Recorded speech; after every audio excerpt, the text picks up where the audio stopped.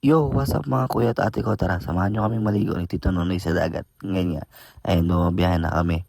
So, tingnan nyo na lang kung gaano kaganda din yung dagat dito sa Bicol, okay? Tara.